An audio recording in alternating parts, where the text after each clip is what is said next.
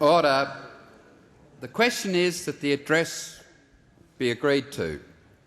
Before I call the member for Longman, I remind the House that this is the member's first speech, and I ask the House to extend to him the usual courtesies.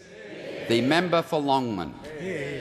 Mr Speaker, I am deeply humbled to stand here as a new member of the Australian House of Representatives, a House that is gradually becoming more representative of our diverse Australian community. My presence in this place was never perceived to be highly likely, or indeed the path that I took to this place was never the most likely course for an individual to take. However, I am immensely proud of the fact that I am a young person elected to this parliament. I am immensely proud of the fact that it was the Liberal National Party and the Liberal Party federally that has recognised that our parliament works more effectively and better government is delivered when we bring a diverse background of people to this place. Mr Speaker, I am humbled and proud of the fact that here on the coalition benches I am joined by the member for Hasluck, Kem Wyatt. I am proud to have found my political home in the Liberal National Party, the side of politics that is the home for not only the member for Hasluck, the member for Solomon and me in this parliament, but also the side of politics which provided the first federal woman MP, Dame Enid Lyons, the first woman to administer a department, Dame Annabel Rankin, and her successor representing Queensland in the Senate, the first Indigenous parliamentarian, Neville Bonner. I am proud to come from the party which appointed the first Aboriginal Affairs Minister and the first Federal Minister for the Environment, and of course the first female ever elected to the Parliament of Queensland also came from this side of politics. That was Irene Longman, and I am privileged to represent the seat named in her honour. These first represent real and practical outcomes that we have achieved based on the merit of the individual, not an unfair quota system. It is the Liberal side of politics that believes that liberalism is the path to greater fairness, but enforced equality never liberates. It is the Liberal side of politics that is the side of opportunity. We are the party based on encouragement rather than subsidy, of a hand up, not a handout. The party that has achieved practical outcomes through real action, not cheap political rhetoric. Some people say we are a Conservative party, but which party was prepared to endorse a 19-year-old in a winnable seat and then support, mentor and guide that candidate through one of the most fiercely contested political campaigns this country has ever seen? While I accept that my presence here was never perceived to be likely, I took a simple approach, an approach shared by my party, an approach which says that the political process is not something people should feel disenfranchised from. Our Australian democracy should be owned by all Australians. The easiest thing in life is to sit on the sidelines and complain. It is much harder to stand up for what you believe in. I could never have done that without the support and progressive thinking of the Liberal side of politics. While I'm immensely proud to stand in this place as the youngest person ever elected to any parliament in Australia, I am first and foremost the member for Longman. And it is in this vein I take the view that I am not a young member of parliament, I am a member of parliament who happens to be young. Mr Speaker, the electors of Longman have placed in me an enormous amount of trust, and it is my commitment to this great local community that I will work tenaciously in this place and my community to repay that trust. Longman is an area not defined in my mind by its geographical borders, but by the character of its people. They are a hard-working people, bound by a common aspirational mindset. And when Robert Menzies was laying the foundations of the modern Liberal Party, he said there was an entire section of our society made up of forgotten people. John Howard called them decent battlers. In Longman, there are many forgotten battlers. They don't define their success by how big their house is, but they do measure their success by the relationships they have with their families, friends and local communities. I found my political home in the Liberal National Party, in large part because we believe in supporting the individual and their enterprise. We believe in fair reward for hard work. We believe that common sense and a pragmatic approach is a far better guide for government than rigid ideology will ever be. Mr. Speaker, I see my own personal story as a Liberal story, a story of opportunity and enterprise.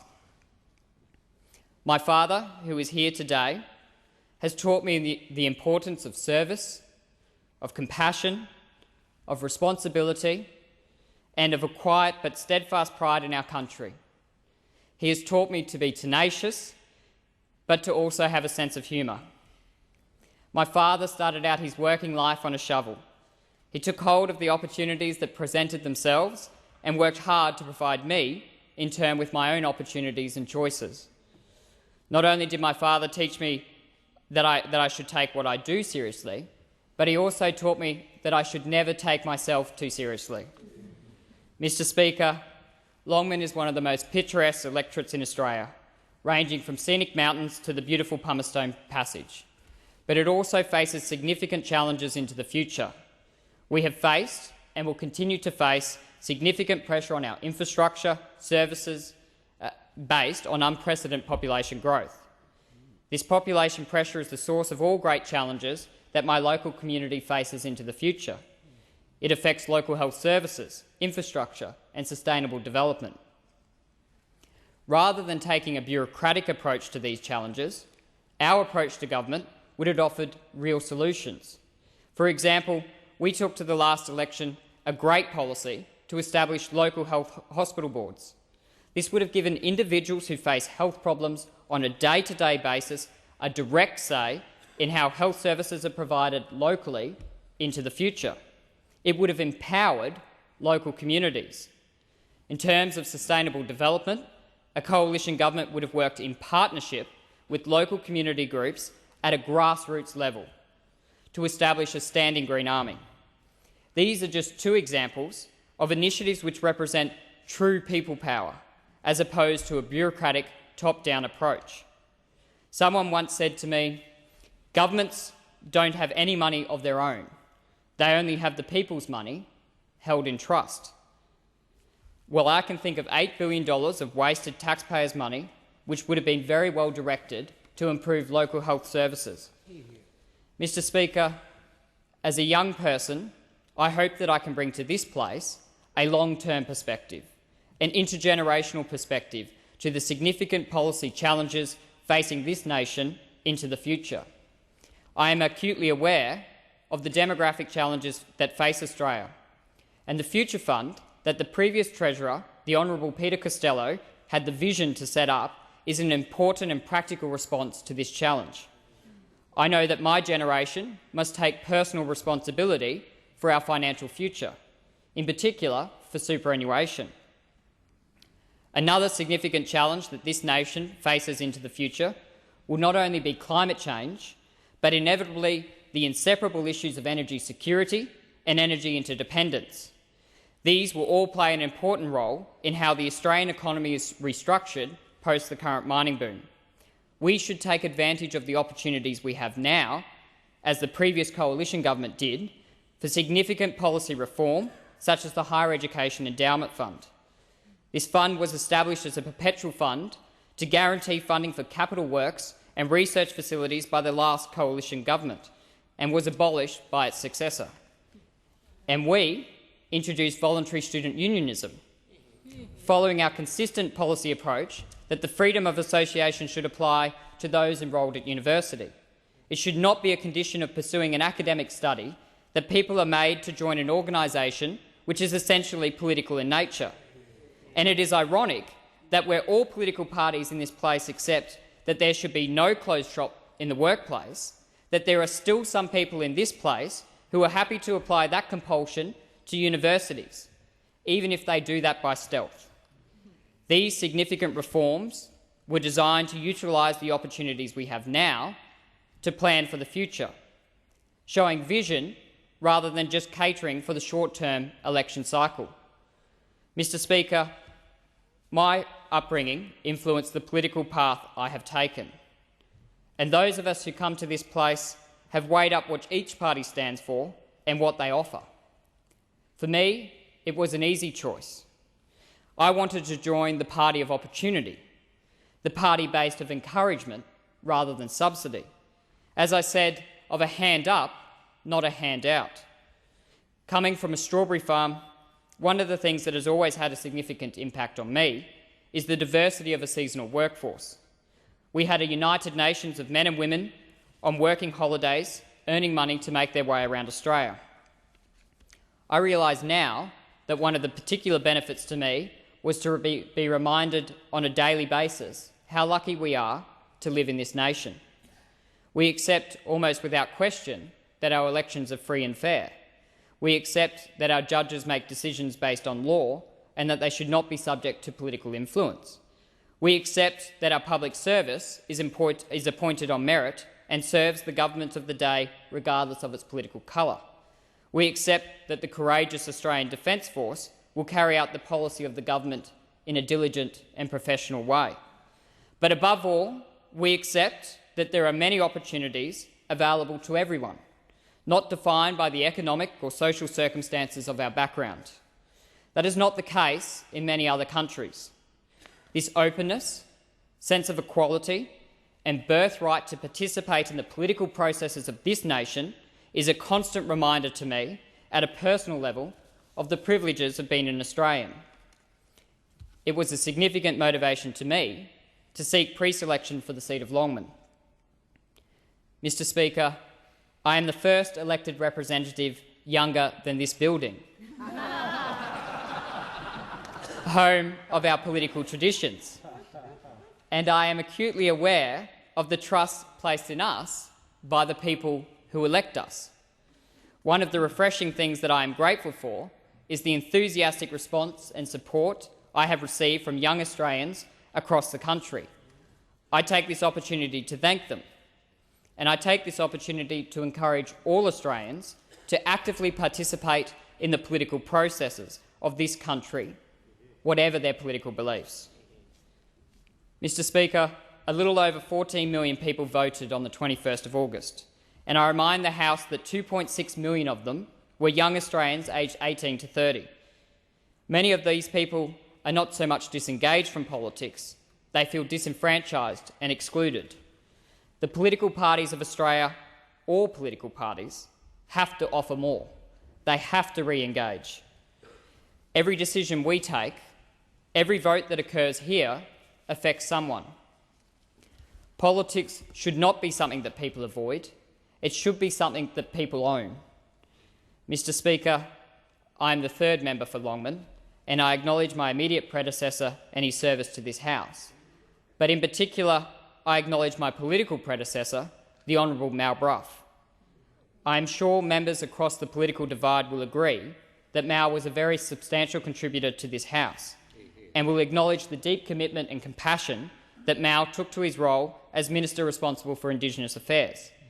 In an area of public policy that has always been challenging, Mal Brough shook established orthodoxies and made us realise how much successive governments had failed in their duty. Politics is often about doing not what is popular, but what is right. I believe that Mal Brough deserves lasting recognition for understanding that and taking a principled decision. When we make the decision to stand for Parliament, we all have some idea of the sort of Australia we want to see. For me, it is a country of high productivity, a modern enterprise economy where barriers to opportunity are minimised, where small business is valued as much as big business, where taxpayers' money is valued, where, as I said before, we have a system of government that recognises that governments don't have any money, they only have our money, and where there is a clear focus on productivity, job growth and sustainable development. Mr. Speaker, during the campaign I developed close relationships with the local Indigenous community. I am deeply impressed by their concerns for the predicaments young Aboriginal men and women find themselves in. These Indigenous leaders are wonderful people who support not only their own communities, but the community at large. I look forward to working in partnership at a local grassroots level to find practical solutions to very real problems, solutions that bypass an often intrusive and disruptive bureaucracy, perhaps guided by good intentions, but unable to deliver effective policy outcomes. I have enjoyed meeting many local healthcare professionals, youth workers, community organisations and other individuals who have dedicated themselves to serving their local community and finding practical solutions to problems we might otherwise easily overlook. These are the people who define the character of Longman. Mr Speaker, I am enormously proud to be here as a member of the Liberal National Party. It was this side of politics, the Menzies government, which ended the marriage bar in the public service. It was this side of politics, the Holt government, which brought forward the 1967 referendum to remove the awful discrimination in our constitution against Indigenous Australians. It was this side of politics, the Gorton government, which moved to give federal protection to Queensland's Great Barrier Reef. It was this side of politics, the Fraser government, which introduced the family allowance and established the Institute of Multicultural Affairs and the SBS. It was this side of government, the Howard government, which brought in vital reforms to our taxation system, both for individual citizens and business. And in the words of a former senior advisor to the leader of the Australian Democrats, did more for the environment than any other government since Federation. And it was this side of government, the previous coalition government, which established within our welfare system the concept of mutual obligation. Mutual obligation was introduced, it eventually received bipartisan political support, and has lifted hundreds of thousands of Australians from welfare dependence. As I said before, a hand up, not a handout. These are all lasting achievements by coalition governments that have all improved Australian society. These are some of the reasons I see myself as a Liberal. Mr Speaker, I want to particularly thank those that have supported me in my role as candidate and now a Member of Parliament. Like all of us, I would not be standing in this House without the support of a great team. I sincerely thank my parliamentary colleagues for their help during the campaign, and I also record my appreciation for the professional support I received from the Executive and Secretariat of the LNP. My parents, family and friends know how much their support has meant to me. I also had my unofficial family, the Longman campaign team, and they did an amazing job, often in the face of adversity. It is impossible for me to name everyone who has lent their time, money, blood, sweat and tears to the team effort. However, there are two particular people who I must mention. My campaign chairperson, Mrs Beth Harris, who I am eternally grateful for her unwavering support and faith not only in me, but in our shared belief in the very principles we were fighting for. She is a Liberal through and through. And to my political mentor, Ms Carol Humphreys, I say thank you for being there to make me believe I could do it. I owe Beth and Carol and the great volunteer campaign team more than I can say. Mr Speaker, in his first speech on the 28th of February 1956, another young Queenslander, the new member for Moreton, Jim Killen, spoke words that particularly resonate with me today. He said, "In the deliberations of this Assembly, I cannot as yet be guided by experience. I can only be guided by good intentions." This is not a bad first principle for any new Member of Parliament to follow. I thank the House.